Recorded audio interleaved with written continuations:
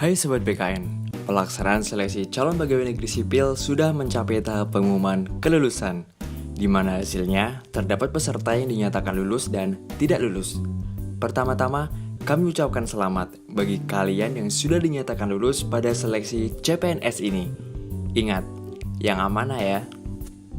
Panitia Seleksi Nasional memberikan opsi sanggah bagi peserta yang dinyatakan tidak lulus seleksi dan merasa ada ketidaksesuaian dari hasil seleksi. Prosesnya melalui situs sscn.bkn.go.id. Setelah melakukan login, maka akan muncul keterangan notifikasi bahwa peserta dinyatakan tidak lulus seleksi. Muncul tombol ajukan sanggah jika peserta ingin mengajukan sanggahan. Mohon pastikan batas waktu atau tanggal akhir masa sanggah. Karena jika sudah melewati akhir masa sanggah, maka tombol ajukan sanggah tidak akan muncul. Peserta diminta untuk mengisi keterangan perihal sanggah. Jika peserta dengan jabatan guru, maka pada perihal sanggah akan muncul pilihan menyanggah nilai cerdik. Namun jika bukan jabatan guru, pilihan tersebut tidak akan muncul.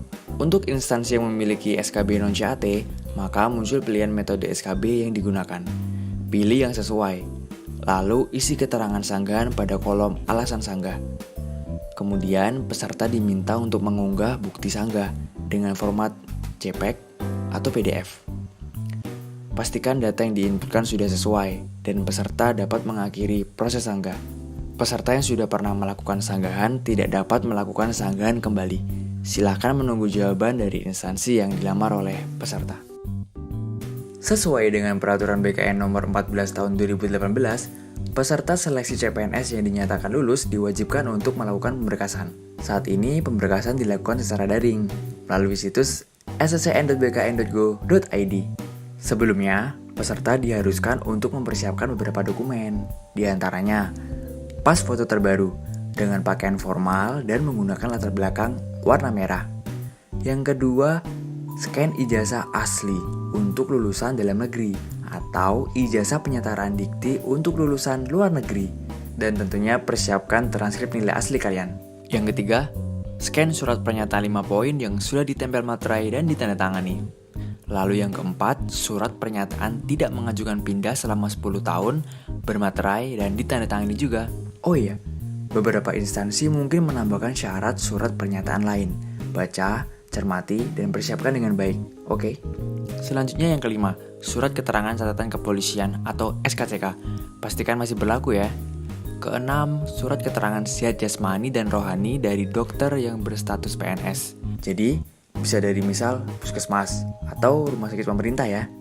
Yang ketujuh, surat keterangan tidak mengkonsumsi atau menggunakan narkoba yang berasal dari unit-unit pelayanan kesehatan pemerintah. Berikutnya yang kedelapan, bukti pengalaman kerja yang telah dilegalisir oleh pejabat yang berwenang. Ini khusus bagi kalian yang memiliki pengalaman kerja ya. Oke, yang terakhir, daftar riwayat hidup atau DRH yang sudah bermaterai dan ditandatangani. Nah, terus bagaimana membuat DRH-nya? Login melalui situs sscn.bkn.go.id. Setelah login, muncul pilihan apakah peserta ingin melanjutkan mengisi DRH atau mengundurkan diri. Jika peserta memutuskan untuk mengundurkan diri, maka peserta diharuskan untuk mengunggah surat pengunduran diri. Tapi harapannya tentu kalian jangan mengundurkan diri ya. Oke lanjut. Pertama, peserta diharuskan mengunggah pas foto yang sudah dipersiapkan.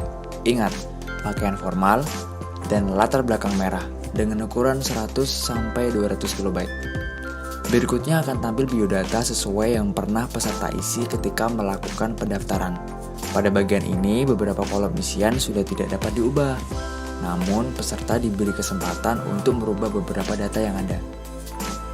Nah, pada kolom nama, peserta diwajibkan mengisi nama sesuai dengan ijazah yang digunakan saat pendaftaran, tanpa menyematkan gelar. Sementara untuk gelar sudah disediakan kolomnya tersendiri.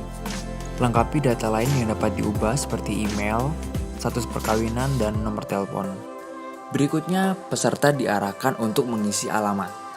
Isi alamat yang sesuai ya. Nah, dalam hal tidak ditemukan nama kelurahan atau desa, kalian bisa pilih lainnya. Lalu isikan nama kelurahan atau desa yang sesuai. Isi semua kolom, jangan ada yang ketinggalan. Dan ingat, selalu baca dan cermati setiap ketentuannya. isi setiap data diri kalian dengan benar. Jika sudah terisi semua, selanjutnya kita akan menuju menu pendidikan. Di sini sudah terisi pendidikan yang peserta gunakan ketika mendaftar, yang bisa diubah untuk dilengkapi. Perlu diketahui, peserta tidak dapat menambahkan tingkat pendidikan yang lebih tinggi dari tingkat pendidikan yang digunakan saat mendaftar CPNS. Selain itu, jika peserta memiliki 2 ijazah dengan tingkat pendidikan yang sama, semisal memiliki ijazah S1 akuntansi dan S1 teknik informatika, sementara yang digunakan mendaftar adalah S1 akuntansi, maka hanya ijazah S1 akuntansi tersebut yang bisa ditambahkan. Pastikan data terisi sesuai dengan dokumen ijazah kalian ya. Selanjutnya ada menu kursus atau pelatihan. Peserta dipersilakan mengisi jika pernah mengikuti kursus atau pelatihan. Apabila penyelenggara adalah instansi pemerintah, isi sesuai nama instansinya. Jika tidak, maka bisa dikosongkan saja. Setelah terisi semua, maka selanjutnya menuju ke menu pekerjaan. Pada menu ini, peserta dapat mengisi dengan riwayat pekerjaan yang pernah dijalani. Sama seperti sebelumnya, apabila pernah bekerja di instansi pemerintah, maka dapat mengisi kolom berikut sesuai nama instansi. Jika tidak, maka kosongkan saja. Terdapat menu penghargaan dan prestasi yang bisa diisi apabila peserta memiliki. Setelah itu, menu keluarga. Pada menu ini, jika anggota keluarga merupakan pegawai negeri sipil atau pensiunan pegawai negeri sipil, maka dapat mengisi kolom NIP, yang mana nantinya akan muncul keterangan sesuai dengan database kepegawaian yang ada. Sekali lagi, selalu pastikan seluruh kolom yang diwajibkan untuk diisi sudah terpenuhi semua, dan pastikan data yang diisikan sudah sesuai. Oke, berikutnya menu riwayat organisasi. Dapat diisi sesuai riwayat organisasi yang pernah diikuti. Selanjutnya keterangan lain-lain. Nah, pada bagian ini peserta diharuskan mengisikan data-data nomor surat SKCK, surat keterangan catatan kesehatan dan rohani, dan surat keterangan bebas narkoba. Cermati kolom isian ini agar tidak salah input ya.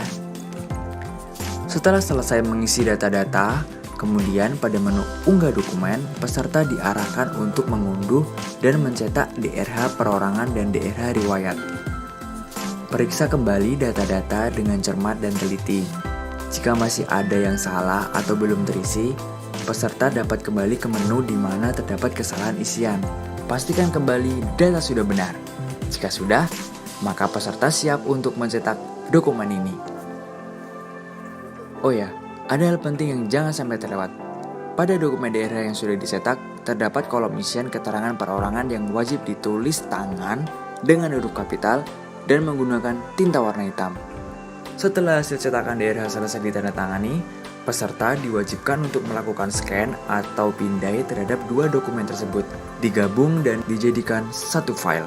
Hindari memfoto dokumen dengan kamera handphone, usahakan dengan alat scanner. Selain itu, pastikan dokumen yang sudah di-scan dapat dibaca dengan baik, berformat PDF, dan berukuran antara 100 hingga 500 KB. Selanjutnya, mengunggah dokumen. Yang pertama, file scan ijazah. Sekali lagi, ini ijazah asli ya. Kemudian, scan transkrip nilai. Nah, pastikan ijazah dan transkrip nilai adalah yang kalian gunakan saat melamar CPNS. Berikutnya yang ketiga, file surat pernyataan 5 poin dan surat pernyataan yang dipersyaratkan oleh masing-masing instansi sudah diberi materai dan ditandatangani, serta pastikan sudah digabung menjadi satu file. Contoh suratnya bisa kalian unduh di sini ya. Lalu berikutnya, scan SKCK. Pastikan masih berlaku ya. Yang kelima, file scan surat keterangan sehat jasmani dan rohani. Kemudian, file scan surat keterangan tidak mengkonsumsi narkoba. Nah, pada kolom scan bukti pengalaman kerja ini khusus bagi peserta yang memiliki bukti pengalaman kerja yang telah dilegalisir oleh pejabat yang berwenang. Jika tidak memiliki, maka bisa dikosongkan. Dan yang terakhir, daftar riwayat hidup. Ingat, 2 dokumen tadi dijadikan satu file ya. Peserta dapat memastikan lagi apakah file yang sudah diunggah sudah sesuai dengan mengklik tombol lihat. Jika semua persyaratan sudah dilengkapi dan semua data yang diberikan sudah benar, maka peserta dapat mengakhiri proses pengisian DRH ini. Maka akan muncul notifikasi yang memastikan apakah keseluruhan data sudah sesuai. Peserta tidak dapat lagi melakukan perubahan data jika data sudah dikirim. Jadi, pastikan sudah sesuai. Sekarang, proses pemberkasan digital sudah selesai. Selanjutnya, panitia seleksi dan BKN akan memproses dokumen yang sudah diunggah. Ingat, tetap jaga kesehatan kalian dan selalu menebar kebaikan. Kompetisi seleksi CPNS ini bukanlah hal yang mudah. Hasilnya adalah sebuah amanah.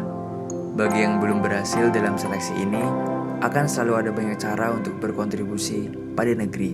See you on top, pejuang.